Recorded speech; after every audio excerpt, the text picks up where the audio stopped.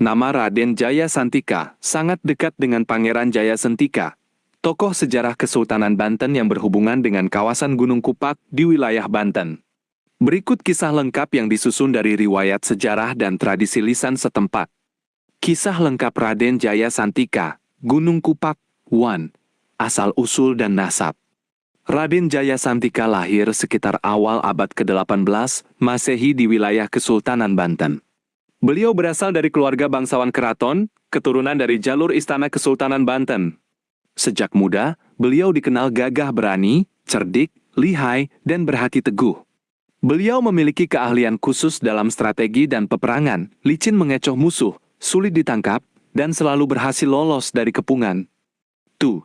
Jabatan di Keraton Surosowan. Di usia sekitar 24 tahun, Raden Jayasantika diangkat menjadi Patih Gulegeseng, jabatan setingkat adipati. Tugas utamanya, pengawal pribadi Sultan, kepala keamanan Keraton Surosowan, dan memimpin pasukan elit berjumlah 60 orang yang siap berjuang membela Kesultanan. Beliau menjadi benteng paling depan ketika Banten menghadapi ancaman dari dalam maupun luar. Sri, zaman kekacauan di Banten. Kisah beliau berjalan di masa sulit, ketika Kesultanan Banten sedang kisruh dan terpecah. Permaisuri Syarifah Fatimah bersekutu dengan Foch untuk merebut kekuasaan, menyingkirkan Sultan Muhammad Syifa Zainul Arifin dan putra mahkota Pangeran Gusti. Penjajah ikut campur urusan dalam negeri, rakyat menderita, dan kezaliman merajalela.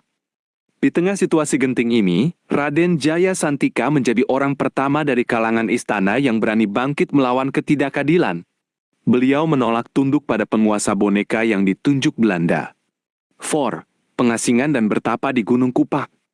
Karena menentang kekuasaan yang dikuasai asing, Raden Jayasantika terpaksa meninggalkan keraton dan mengasingkan diri. Beliau memilih kawasan Gunung Kupak, sebuah bukit berketinggian 361 meter di wilayah Banten, berdekatan dengan kawasan Rawa Danau dan Padarincang. Di lereng dan hutan Gunung Kupak, beliau bertapa dan memperdalam ilmu batin serta kesaktian. Dari tempat tinggi, beliau mengawasi pergerakan musuh dan menjaga rakyat yang bersembunyi di hutan. Gunung Kupak menjadi benteng alami, lokasinya strategis, dikelilingi lembah dan hutan lebat, sulit dijangkau pasukan besar. Beliau dikenal masyarakat setempat sebagai pelindung yang turun ke desa-desa di kaki gunung untuk menolong rakyat tertindas. 5. Gunung Kupak dalam tradisi lisan. Kawasan Gunung Kupak sendiri adalah bagian dari tanah keramat Banten yang terkait dengan kisah asal mula Rawa Danau dan Nyi Artati. Dalam tradisi setempat, Gunung Kupak dianggap tempat penyucian jiwa dan pengambilan kekuatan batin. Bukit yang terbelah atau terkupak. Menurut cerita rakyat, bentuknya seperti tanah yang terbuka atau terkupak. Dari situlah muncul nama Kupak. Raden Jayasantika menyatukan diri dengan semangat tempat itu. Keheningan, keteguhan, dan kedekatan dengan alam. 6. Perjuangan dan kecerdikan. Dari Gunung Kupak, Raden Jayasantika menggerakkan perlawanan kecil namun tajam. Mengacak-acak logistik musuh tanpa pernah tertangkap. Mengumpulkan rakyat setia dan membangun jaringan rahasia di desa-desa.